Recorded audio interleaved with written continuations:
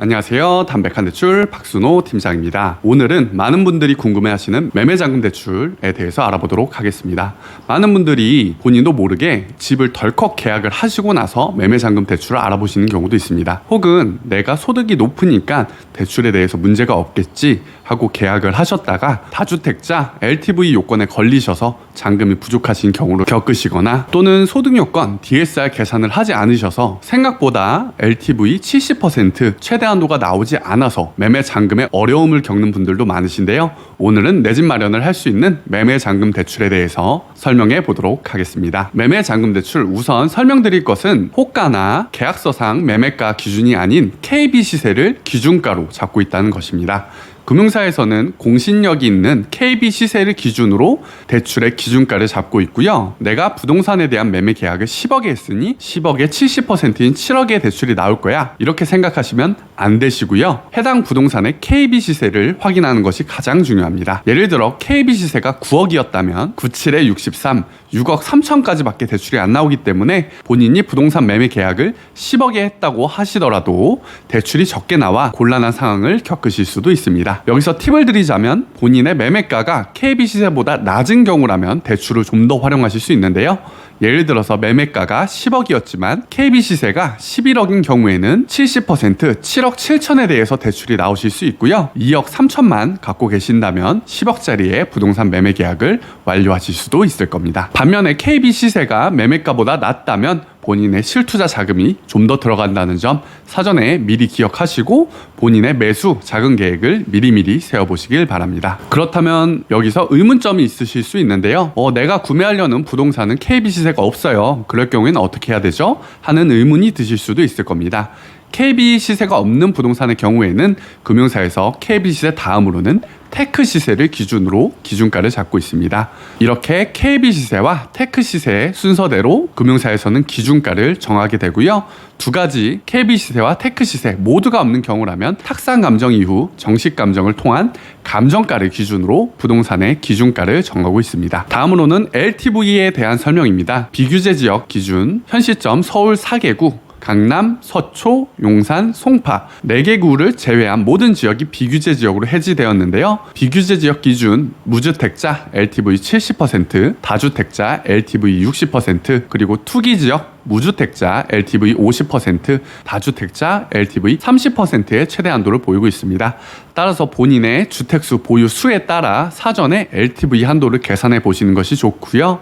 특히나 투기 지역의 부동산을 매수하실 경우에는 LTV 50% 또는 30% 기준으로 LTV가 확 낮춰지니 사전에 매매잔금 대출과 실투자금에 대한 계획을 미리미리 세워보시길 바랍니다. 여기서 LTV에 대해서 한 가지 팁을 드리자면 2년 이내 처분 조건부로 대출이 가능한 금융사가 있고요. 처분 조건부 대출을 진행하시면 LTV를 무주택자 기준으로 비규제 지역 70%, 규제 지역 50% 최대 한도를 받아보실 수 있으니 이러한 처분 조건부 대출로 검토해 보시면 도움이 되실 것 같습니다. 다음으로는 가장 중요한 DSR 소득 요건입니다. DSR 소득 요건 같은 경우에는 일반 주택담보대출의 경우 필수적으로 충족하셔야 되는데요. 1금융권의 경우 DSR 40%, 2금융권 보험사의 경우 DSR 50% 요건을 필수적으로 충족하셔야 대출이 가능합니다. DSR 40% 요건과 같은 경우에는 연소득의 7배 정도 대출이 나온다고 보시면 되고요. DSR 50% 요건은 연소득의 8배에서 9배 대출이 나온다고 생각하시면 되겠습니다. 쉽게 예를 들어 연소득 5천만 원 소득자라면 1금융권의 경우 기대출이 아무것도 없을 때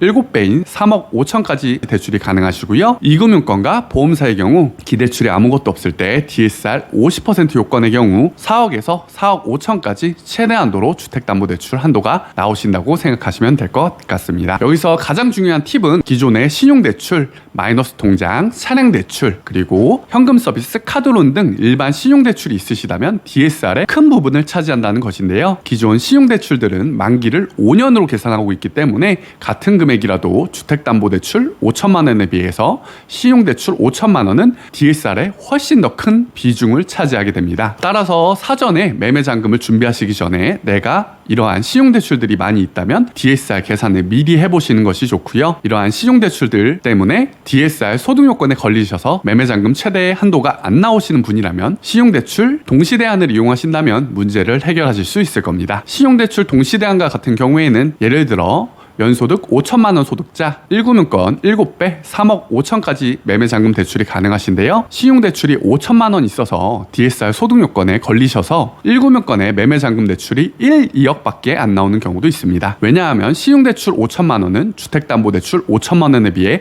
훨씬 더 큰 DSR을 차지하고 있기 때문인데요. 이러한 경우라면 신용대출 동시대안을 검토해 보시는 것이 좋고요. 신용대출 동시대안을 이용하신다면 1금융권 DSR 40% 3억 5천의 최대한도 매매잔금 대출을 받으시면서 기존의 신용대출 5천만 원을 대안하는 조건부로 대출이 나가실 수 있습니다. 정리하자면 매매잔금 대출 3억 5천 최대한도를 받으시고요. 5천만 원으로 신용대출을 동시대안하시고 실제로 매매잔금에는 3억 5천에서 신용대출 5천만 원을 대안한 금액을 뺀 3억만을 매매잔금으로 활용하실 수 있을 겁니다. 이러한 신용대출 동시대안을 이용하신다면 DSR 소득요건에 걸리셔서 부족하신 매매잔금을 최대한도로 늘려보실 수 있을 겁니다. 오늘은 내 집 마련하는 매매잔금 대출에 대해서 알아봤고요. 가장 중요한 LTV 요건과 DSR 요건을 사전에 미리미리 계산하셔서 내가 어느 정도의 매매잔금 대출이 나오는지 사전에 숙지하시고 매매 계약을 진행하시는 것을 추천드리겠습니다. 매매잔금이나 대출에 대해서 더 궁금하신 점이 있으시다면 상단에 있는 담백한 대출 연락처로 직접 연락을 주시거나 아니면 담백한 대출 카카오톡 톡 채널로 카카오톡 문의 주신다면 저 박순호 팀장이 직접 빠르고 정확한 피드백 드리도록 하겠습니다. 오늘도 시청해 주셔서 감사하고요. 앞으로도 더 최신화된 대출 금융 정보를 가지고 찾아뵙도록 하겠습니다. 감사합니다.